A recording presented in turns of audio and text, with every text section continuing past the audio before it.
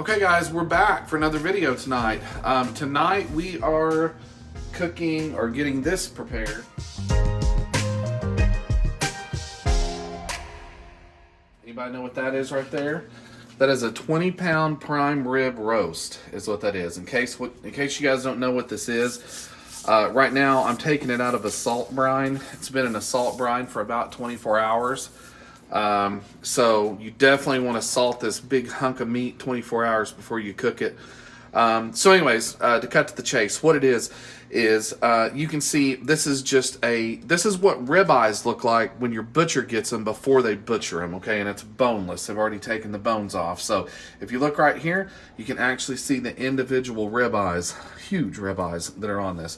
It's 20 pounds, but the other option is if you've ever gone to a restaurant and ordered a prime rib, this is what you get.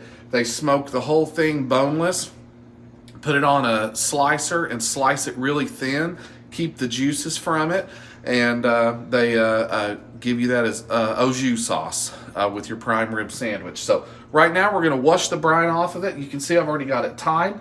We're gonna season this, put it in the fridge, and we're putting this thing on the smoker tomorrow, so stay tuned. And I washed my sink before I did this, so it is completely sanitary.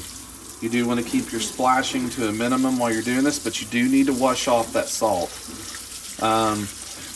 If you don't, it's just going to continue to get into the meat, and you'll end up with a really salty hunk of meat.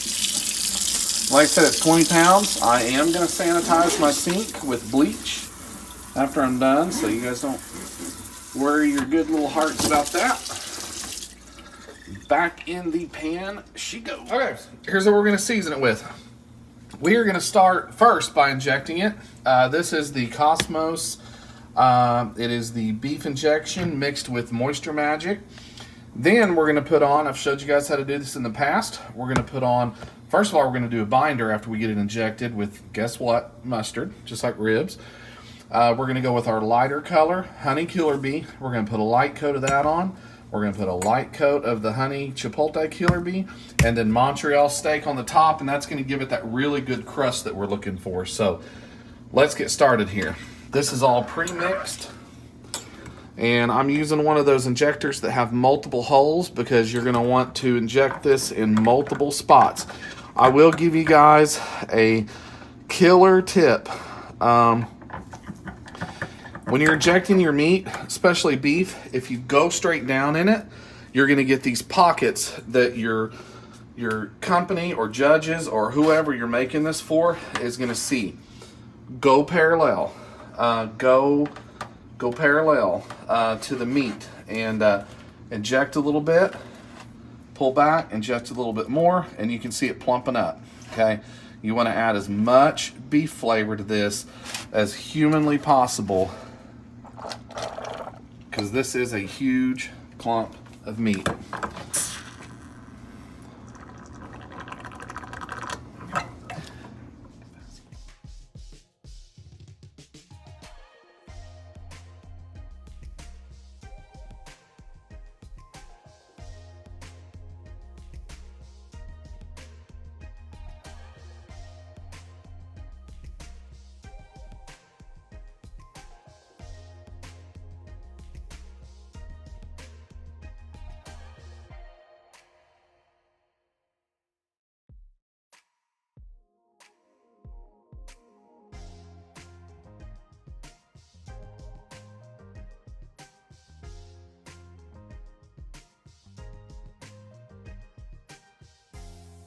I was going to tell you guys also, it's February, and for this, Oklahoma, it's been really weird.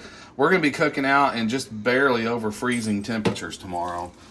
So I'm going to use the Masterbuilt 1050. I think it's going to be the only one that's going to be able to handle it with those cold of temperatures. So we're just going to have to fire it up. We're going to cook this at 275. And I'm guessing it's going to take probably 5 or 6 hours to get done. And we will go over all that here in a little bit when we get it on the grill. This is the fat side up right now. I did a really good job trimming the fat side. I like to get most of that fat off because your your rubs do not stick to fat. I like to get it on the meat. I want to woo my family with this. They've never tried prime rib. My wife has, but she's got it from restaurants, Charleston's, stuff like that. She's never seen it made. So I think this is going to be pretty interesting. Pretty interesting. All right, that's about all. We're not going to go just bat-ass crazy on our rubs.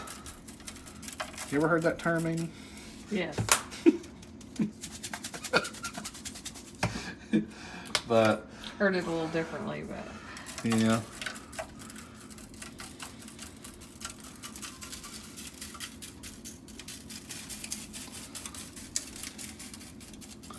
So you're just gonna sprinkle your rubs on.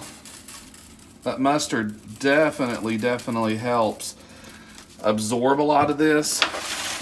And guys, again, 20-pound hunk of meat. So, you can pile on as much seasonings as you want. However, since it is steak meat, I want the family to taste the steak, and I do want them to taste the rubs, but at the same time, you don't want to overpower it. But it'd be pretty hard to do with a hunk of meat like this.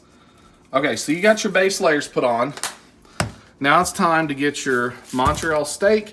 This is going to give you that really good, thick, crusty bark that you want, just like on a steak. And this is probably going to be too thick to use the little sprinkle side, so we're going to go for the big boy here. Now, you can go pretty heavy on this one. What I do is put a layer down. See, it got a little bit thick there. So wherever it gets thick, pat it in. Try to get this part even, because that's how it's going to set up and cook. And this side is going to be face down on the grill, so you still want it seasoned, but this is not the important side. Okay, we're going to let this sweat in for just about 5-10 minutes, and you can already tell it's starting to sweat in, but we're going to let it set.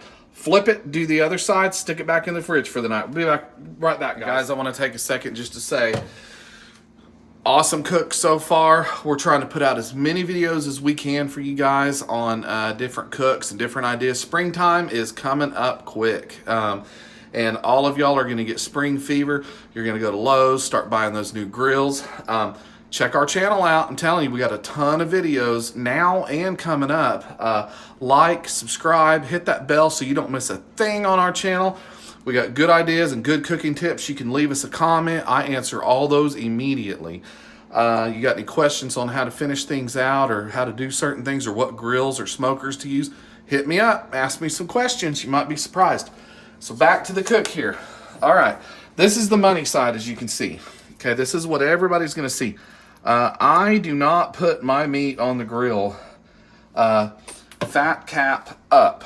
I don't like doing that. I feel like your money side gets real tough when you do that.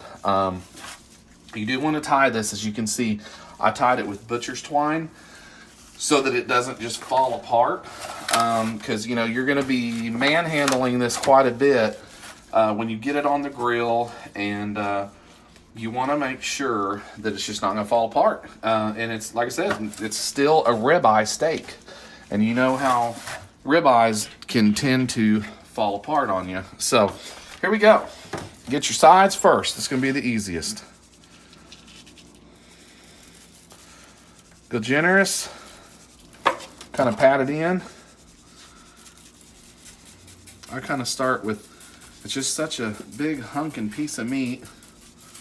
You want to make sure you get down in all those little cracks there. And I trimmed as much of the fat off as I could without completely botching the piece of meat. So you just want to get a base layer put on there. If you get it too thick in an area, like I just did, go ahead and pat it in. This is just your first layer, so don't stress.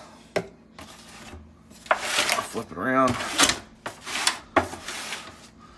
Make sure that edge is good. I don't think we got that edge yet. Okay. Go back over it.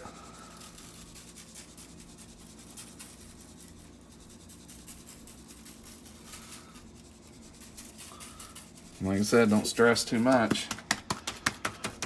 Big piece of meat. Can take a lot of seasoning.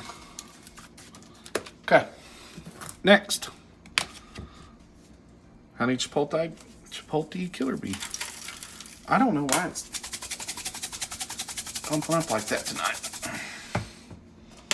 These are brand new bottles. There we go. I guess if they sit in your countertop for a little while, they start clumping up on you a little bit.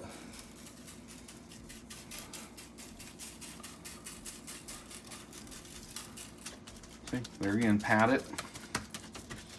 You can see it's already starting to sweat in. I mean, it doesn't take long. And then what I'll do, just on my final layer of this, is put it on the sprinkle side and just lightly go over it. Remember, 20 pounds of meat. It can take a lot of seasoning. Okay, now, here's where you're gonna get your bark right here. Thick, coarse salt and pepper. This is what's gonna make the difference between a nice, chunky, salty, peppery bark and just a plain old flat piece of meat. So there you have it, folks. That's it, okay? Here's what we're gonna do now. That's what it's gonna look like when you stick it in the fridge. Man, the smell coming off of this already is just unbelievable, and it's not even cooked yet. So what we're gonna do is stick this on the grill, the smoker, Masterbuilt 1050 tomorrow, and walk you through the whole process of how to cook it, how long it takes, what temperature to keep it at, what temperature to pull it, how to serve it. We're gonna do taste test on it. We'll be doing all that in the morning, guys. Stick with us. Alrighty, guys, so this is gonna be an interesting video, so prepare yourself. It's about 20 degrees out here. There's ice all over everything. And we're gonna use the Masterbuilt 1050. I think that this is gonna be the best one to smoke on a day like this. Not that anybody would. Maybe some of you do, I don't know. But we're gonna try it because you know what? I promised my family prime rib tonight. By God, we're gonna deliver that. So let's get this grill fired up, get the meat on there, and we'll see how it goes. It's gonna be interesting. Stick around. Okay, guys, we're shooting for 300 on the grill. Right now it's sitting at about 296, but we're gonna go ahead and see if we can make it happen. I know, this is crazy day to be smoking out, but hey, you gotta try everything in life, right? So, we got our meter installed on the meat so we can monitor it from the inside, and we're gonna get this bad boy on and go from there.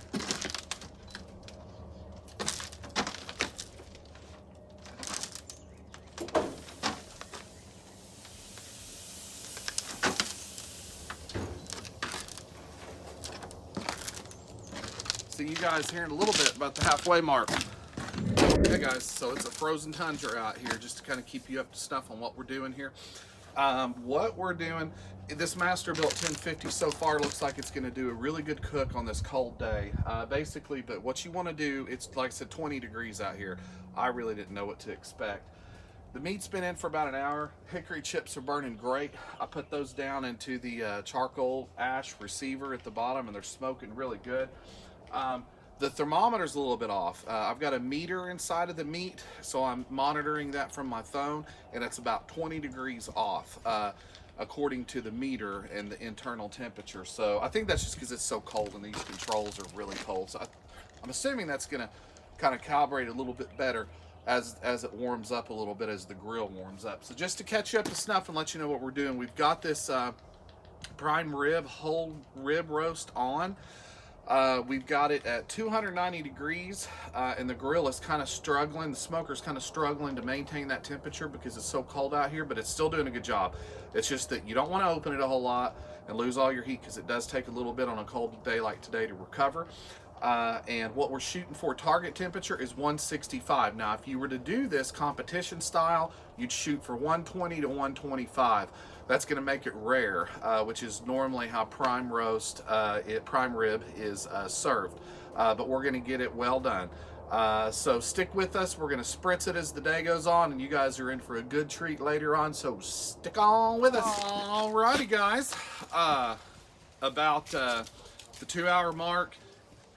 On a cold day like this, like I said earlier, when your Masterbuilt 1050 is going, it's going to use charcoal a lot quicker because, like I said, it's 20 degrees out here, and it's got to not only cook the meat and keep the interior temperature hot, but it's also got to overcome the outside cold ambient temperature that's pressing into this grill, manipulating the temperature. So you got to check your charcoal hopper about every 2 hours or so. We're going to go ahead and fill her up. At this point, what I'm going to do is I'm going to go ahead and turn the meat around for its first flip. That way we can make sure that it's cooking evenly. Maybe spritz it. You want to wait to spritz it until your bark is set. You don't want to wash that bark off. It's a little bit too early in the game to do that. So we're going to fill her up, keep it going.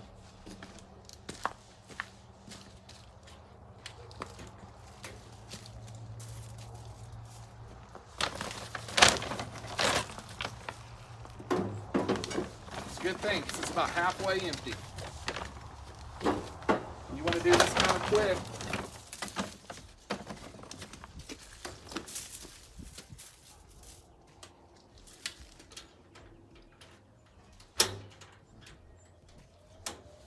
And the grill does stop when you're doing that, so do it as quickly as possible. Okay, guys, it's been every bit of 3 hours. Temperature's holding steady and right at 290. And either it's getting warmer out here or I'm just getting used to it. You can see that our temperature dial is still within the smoke range. My meter's reading right around 265-ish, so you can see it's a little bit different than what that's reading for whatever reason. But I wanted to give you guys a sneak preview of what it looks like 3 hours into the cook. I mean, look at that bark, guys. It looks unbelievable. There's my meter sticking out right there. But anyways, it's looking really good. So here's what we're going to do at this point. We're going to shut her down. We're going to let it finish cooking. We're going to let it hit 160 degrees. We're going to pull it, rest it. It'll continue cooking for a little bit until it hits 165, at which point we're going to cut into it and enjoy it. So we will see you guys in the kitchen. Alrighty, guys, here we go. We got it pulled off the grill smoker. It hit 160 internally. We're gonna wrap it in foil and let it cool down before we slice into it and enjoy it. And all I can say is, by the way this thing looks, if they make prime rib in heaven, this is what it looks like. It's almost like somebody stole some prime rib today from heaven and put it right here on our countertop. So get ready. All right, guys, so we're going to cut into this now. Obviously, the first thing you want to do is get these strings out of the way. This is what held the whole thing together, this whole cook. And we did tie it up pretty tight. So let me get these out of the way. Guys, the part everybody has been waiting for. We're gonna look at the center of this bad boy.